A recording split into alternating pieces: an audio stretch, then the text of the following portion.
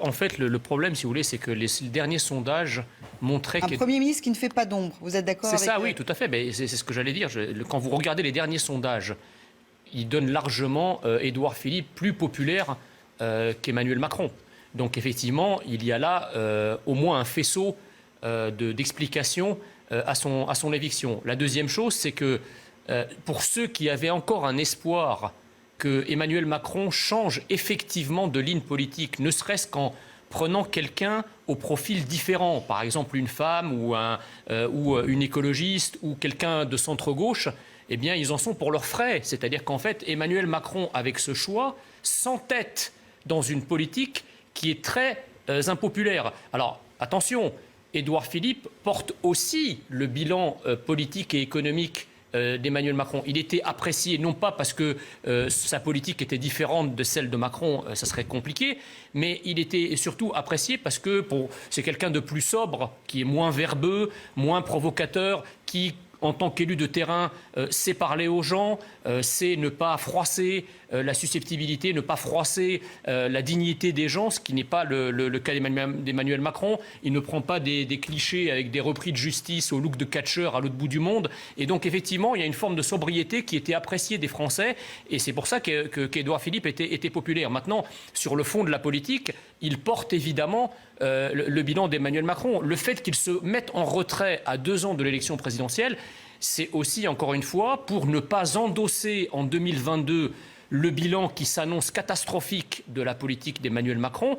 Et en tout état de cause, le choix de Jean Castex est un choix d'entêtement. C'est-à-dire que non seulement il n'y aura pas de changement de cap politique, on mènera la même politique peut-être de manière plus accélérée, mais cette fois-ci avec un illustre inconnu qui risque de ne pas faire d'ombre à Emmanuel Macron en 2022. Vous auriez aimé voir une femme locataire à Matignon ?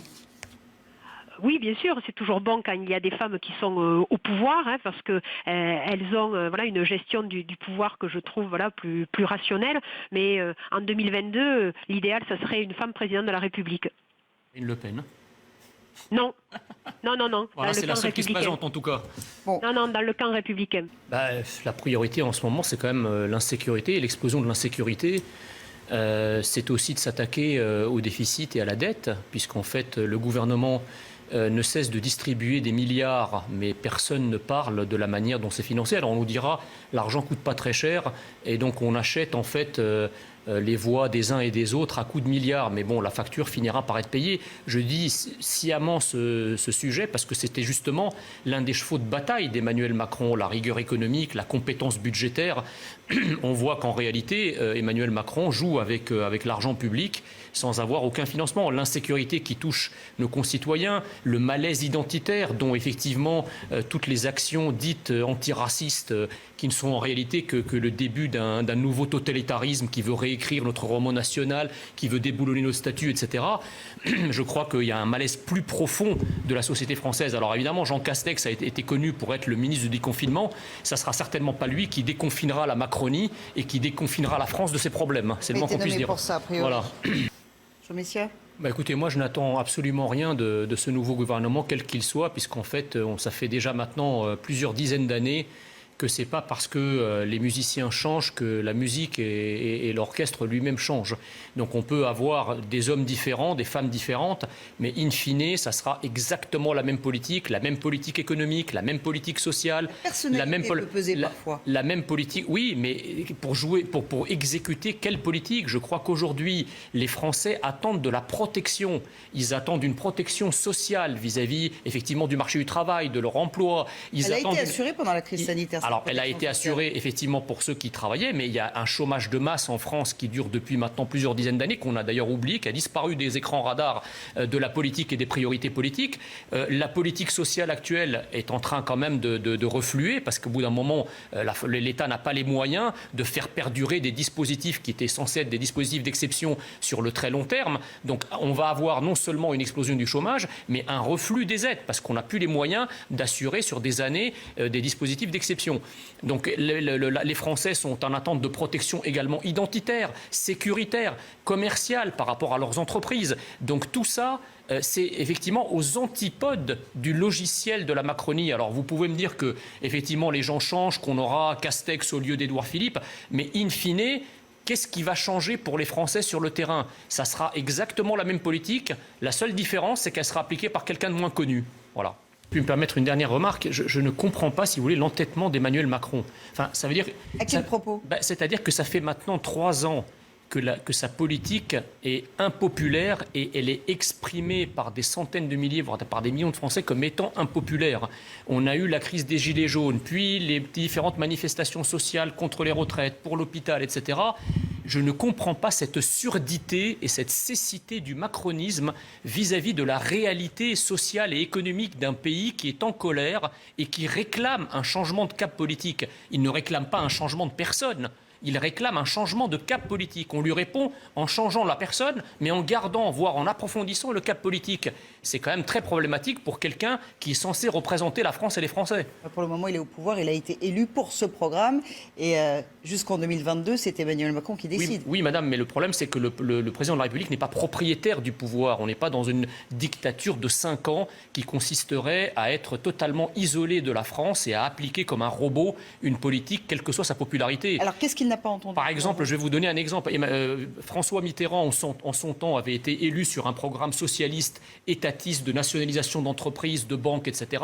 Et en 83, lorsque cette politique a été désastreuse, il a changé de cap, alors que c'était le même président et qu'il avait été élu sur un programme.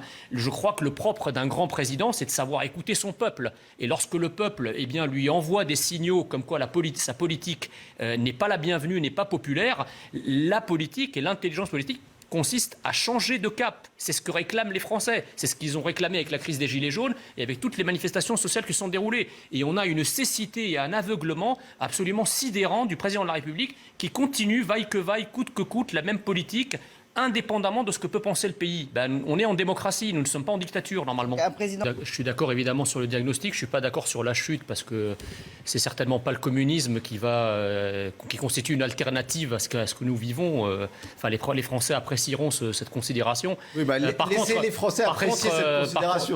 Par contre, effectivement, là où je rejoins votre analyse, c'est que depuis maintenant, plusieurs dizaines d'années, les gens qui se succèdent au pouvoir ne sont en réalité que des hommes de paille, c'est-à-dire que ce sont des gens qui sont là pour exécuter un scénario que eux-mêmes n'ont pas écrit, ou en tout cas s'ils l'ont écrit, il correspond à un cadre global qui est le même, on va dire, depuis maintenant une quarantaine ou une cinquantaine d'années.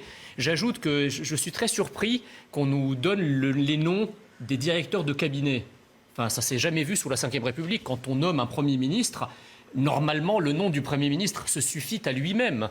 On n'a pas besoin de citer les administratifs qui vont travailler avec lui. Enfin, on a le droit au nom à son directeur de cabinet, pourquoi pas à son chef de cabinet. Demain, ça sera quoi, à son chauffeur? Enfin, ça veut dire que quelque part, ces gens-là, finalement, n'incarnent pas à eux-mêmes. Non, mais c'est parce que vous avez compris, Jean Messia, qu'il peut y avoir aussi un signal dans la façon de diriger le pays, dans la relation entre l'Élysée et Matignon et ces postes clés, directeur de cabinet ou secrétaire général de l'Élysée, secrétaire général adjoint, ça va avoir un sens. C'est une tradition très anglo-saxonne, mais qui n'est pas française.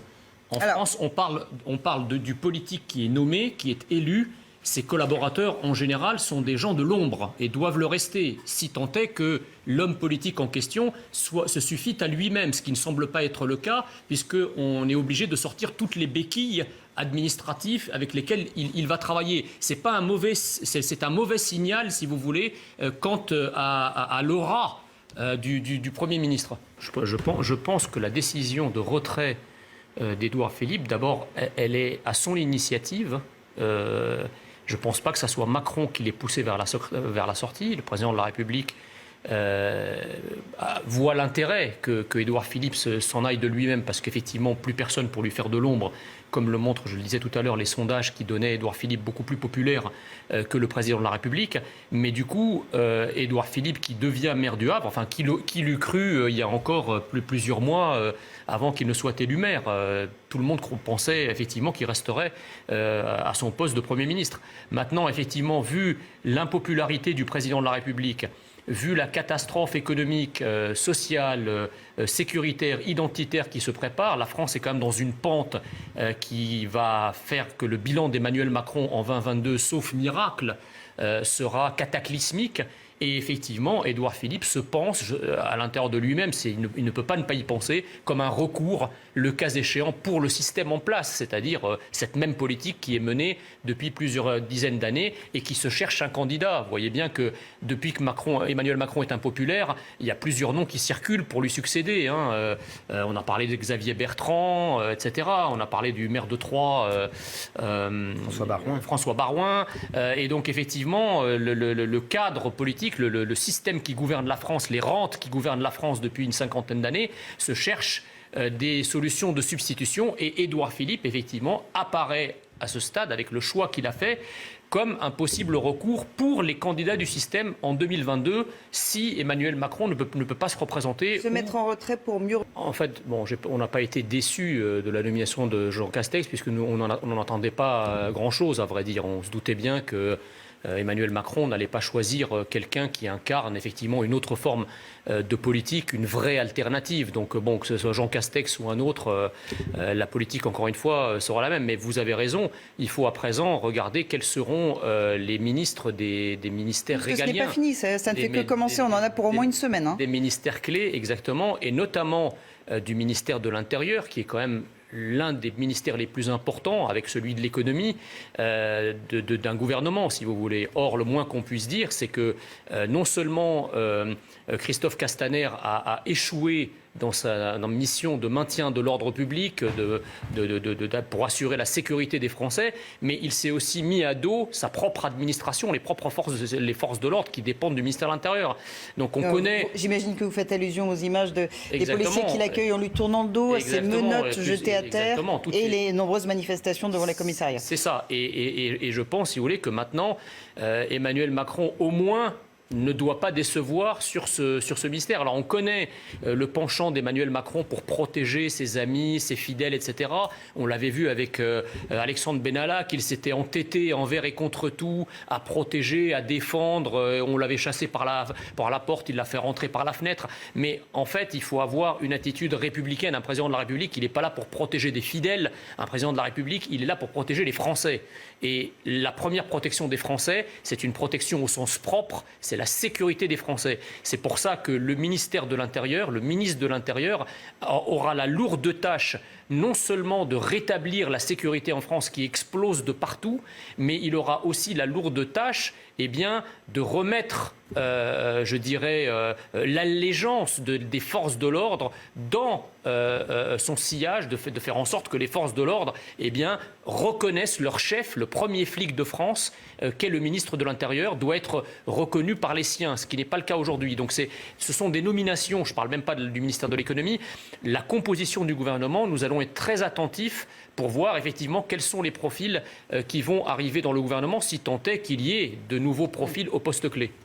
Moi, je crois que, si vous voulez, le problème n'est pas tellement un problème de lien entre la police et sa population, c'est que nous vivons dans une société qui est très ensauvagée et dont les policiers qui sont effectivement en première ligne pour gérer cette société ensauvagée font les frais. Et je pense que les policiers font un métier de plus en plus difficile.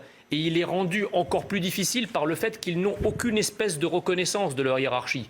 Donc effectivement, on peut toujours se plaindre de violences policières. Sans doute qu'il y a, pas dans la police, parce que toute institution qui regroupe des dizaines de milliers de personnes, il n'y a jamais d'unanimité de la qualité des uns et des autres. Mais enfin, globalement... Parce que là, ces violences, Monsieur Messier, je peux me permettre, elles blessent, elles mutilent, tout à fait, mais on en a... Donc c'est un peu différent sur d'autres corps. On en a déjà parlé, et vous serez d'accord, je pense, avec moi là-dessus. Il y a une grande différence, encore une fois, entre les violences faites, par exemple, à l'égard des Gilets jaunes, qui résultaient d'instructions données par le pouvoir pour mater le plus violemment possible ce mouvement. Et donc, effectivement, les policiers n'ont fait qu'exécuter des ordres, parfois de manière outrancière, et les outrances, et s'il y a eu des blessés graves, etc., il faut qu'il y ait des procès et des sanctions. Et de l'autre côté, ce qu'on appelle les violences policières, dans le cadre de la maîtrise d'individus qui sont effectivement dans une société de plus en plus violente, des gens qui sont de plus en plus agressifs, qui ne respectent plus la notion d'autorité. Un contrôle de police, un simple contrôle de papier aujourd'hui peut dégénérer en un mort. Oui, mais il peut d'autant plus dégénérer quand la hiérarchie et les policiers qui font ce contrôle font des contrôles aux faciès à répétition. Mais il faut pas arrêter avec ça. Mais non, mais pardonnez-moi, je vous interromps parce qu'il est... C'est-à-dire qu'en fait, il était un peu, comment dirais-je, l'inverse d'Emmanuel Macron sur la forme. C'est-à-dire que c'était un Premier ministre qui était sobre, avec une pointe d'humour, jamais dédaigneux, dont le comportement, si vous voulez, et le verbatim de manière générale passait bien, mais c'est sur la forme. Bien sûr que sur le fond, c'est quelqu'un qui était là pour exécuter la politique d'Emmanuel Macron, qui est une politique très impopulaire. Mais il l'a fait avec une forme, finalement, qui convenait, qui satisfaisait aux Français, parce qu'il manquerait plus, et c'est ce que je pense les Français reprochent à Emmanuel Macron, il manquerait plus qu'avec un fond qui soit si antisocial, si violent vis-à-vis des Français, on ait en plus une forme de dédain. On se souvient évidemment des Gaulois réfractaires, des alcoolos, des illettrés, etc. Cette traverser la rue. Voilà, exactement. Et donc je pense qu'en évitant toutes ces outrances verbales, eh bien, Édouard Philippe a su préserver une forme de confiance, en tout cas de forme avec les Français. Évidemment, il y a une forme de connivence, si vous voulez, entre l'ensemble de ces responsables politiques qui n'ont pas véritablement changé. Ce sont toujours les mêmes qui se retrouvent entre eux, etc. Vous parliez tout à l'heure, Monsieur Fleureau, du directeur de cabinet qui est de gauche, qui a été Nicolas Revel, qui a travaillé avec Bertrand Delanoë. Voilà, mais c'est absolument extraordinaire. Mais quelle conviction ont ces gens ? C'est quand même extraordinaire quand on est un homme qui a servi les pouvoirs de gauche, se retrouver à devoir être le directeur de cabinet de quelqu'un qui est plutôt de droite. Enfin, en fait, c'est que la fonction qui les intéresse. C'est-à-dire ces gens-là sont uniquement là pour se pavaner sous les dorures de la République, pour occuper des postes, pour exécuter des politiques indépendamment des convictions. Et ça tombe bien parce qu'ils en ont la preuve, ils en ont aucune. Et donc, en fait, nous dénoncions le Rassemblement national depuis des années, le système UMPS. On voit qu'aujourd'hui, c'est exactement ça qui se passe entre des gens de gauche qui travaillent avec des gens de droite sous la houlette d'anciens présidents de droite qui conseillent des gens du nouveau monde, mais qui en réalité, c'est un nouveau monde qui est l'agrégation de tous les anciens mondes.